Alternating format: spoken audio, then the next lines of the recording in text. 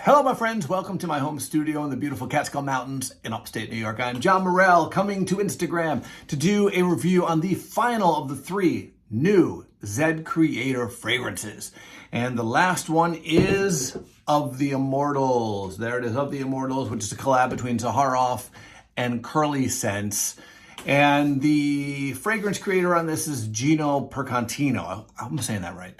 Gino Percantino. And I mean, come on, look at this box. It is just absolutely stunning. The presentation on this is unbelievable.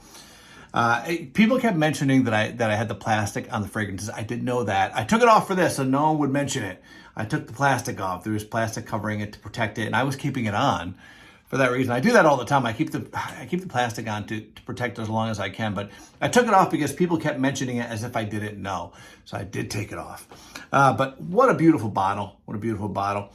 And so now I'm going to talk about this fragrance a little bit. I guess I should go through the notes first. This is 20%, 20% EDP. Top notes: bergamot, honey, rum, sea salt, coffee, pure brandy, heart note, cashmere wood, coconut, jasmine, absolute, fig, praline, tonka bean. Bottom note or dry down: musk, sandalwood, amber, vanilla, oud.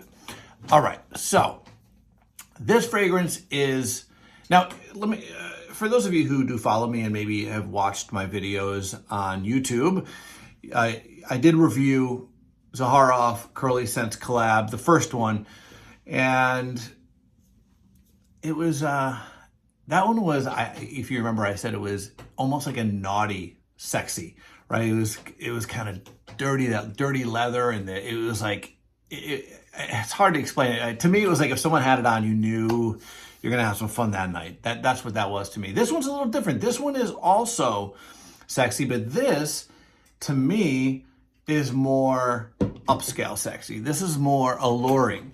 This is something you wear out with I do think this one leans a little more feminine to me. I really enjoy wearing it. My wife wore it. She loves it too. But it leans a little feminine as opposed to the other two, which I thought leaned a little more masculine. But this is very gourmand, so know that. It's very gourmand, and it's dessert-like. If I could compare this to anything, and when I say this, let me be very clear. It doesn't smell like this, but to me is in the same genre, which would be Tom Ford Noir Extreme, which is a dessert-like fragrance that is kind of sexy, you know. And that's how I see this. I see this as a dessert-like sexiness. I really like this for going out to dinner. That's when I like gourmand scents. I like gourmand scents when I go out to dinner. I don't like any fragrance that kind of combats the food or conflicts with the food. Like I wouldn't wear, for example, Dior Sauvage to dinner. To me, that's like, I don't even understand that. It would be too much, right? This is something that, let me say this too, this performs better than Tom Ford Noir Extreme by far. And I don't get a great performance out of that fragrance. And let me, again, they're not similar in scent profile. It's just the genre. That's how I see this. It's beautiful. I don't get anything in particular.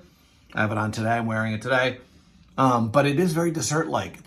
Let me say about the coconut, if you're worried, because I know I am. Whenever I see a coconut fragrance, right away I assume, okay, this is going to be a little like sunscreen or suntan lotion. Not at all. The coconut actually makes it creamy. This is a creamy fragrance.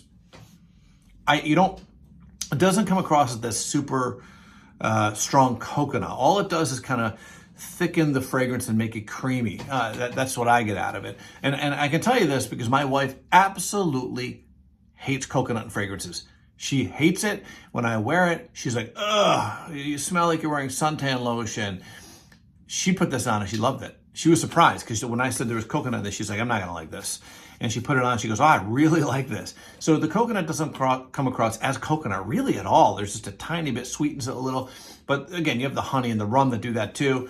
The sea salt, the coffee, praline. I mean, there's just so many gourmand notes in this, and they all mix really well. This smells like a dessert, and the comments I've gotten are things like, oh, I want to eat you up, which, you know, is positive, especially if you're single, or if it's your wife saying it, or your husband saying it.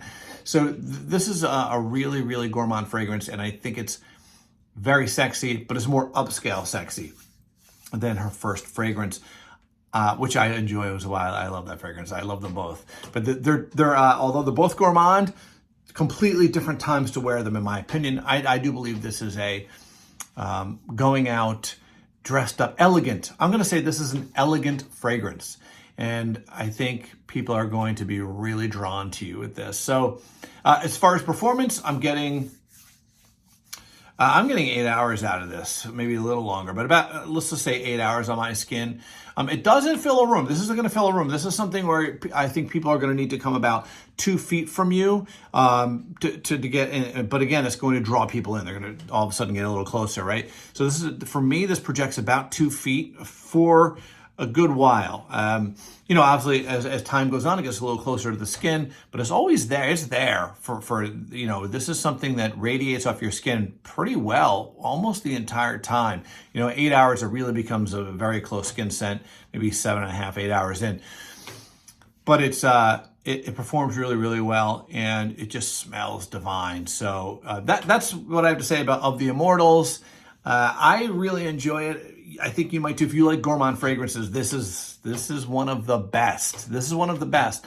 So fantastic job to George and Curly Scents.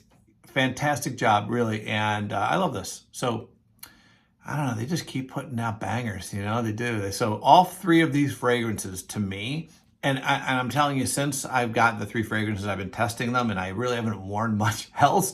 I just keep wearing them. So they've really captured me, and they're each different, and they each can be worn at different occasions for different reasons. So I think they really killed it on this. I really do.